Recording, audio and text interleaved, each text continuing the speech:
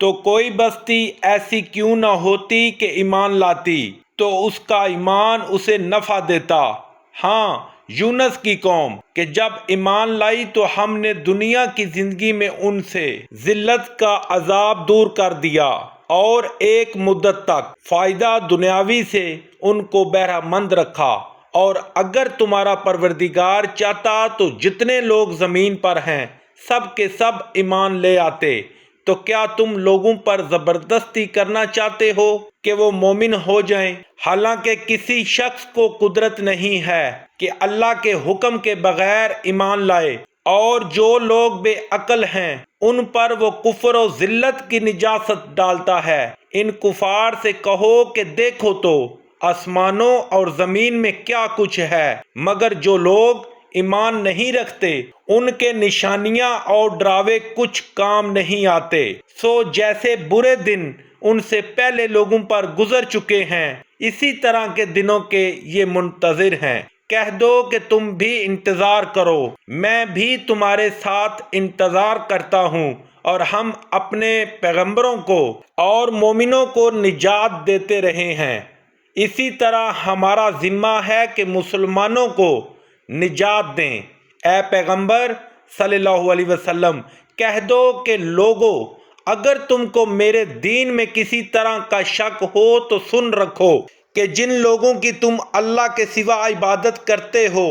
میں ان کی عبادت نہیں کرتا، بلکہ میں اللہ کی عبادت کرتا ہوں جو تمہاری روحیں قبض کر لیتا ہے، اور مجھ کو یہی حکم ہوا ہے کہ ایمان لانے والوں میں ہوں، اور یہ کہ اے محمد صلی اللہ علیہ وسلم سب سے یکسو ہو کر دین اسلام کی پیروی کیے جاؤ، اور مشرکوں میں ہرگز نہ ہونا، اور اللہ کو چھوڑ کر ایسی چیز کو نہ پکارنا جو نہ تمہارا کچھ بھلا کر سکے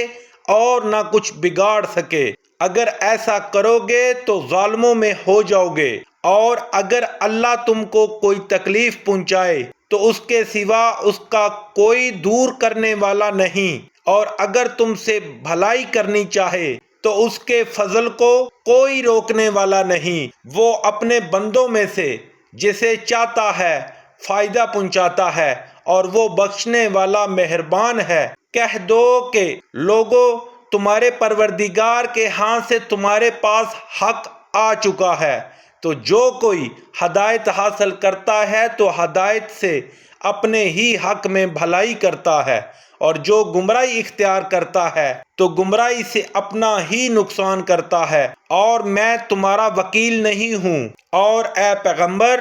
صلی اللہ علیہ وسلم، تم کو جو حکم بھیجا جاتا ہے اس کی پیروی کیے جاؤ، اور تکلیفوں پر صبر کرو یہاں تک کہ اللہ فیصلہ کر دے، اور وہ سب سے بہتر فیصلہ کرنے والا ہے۔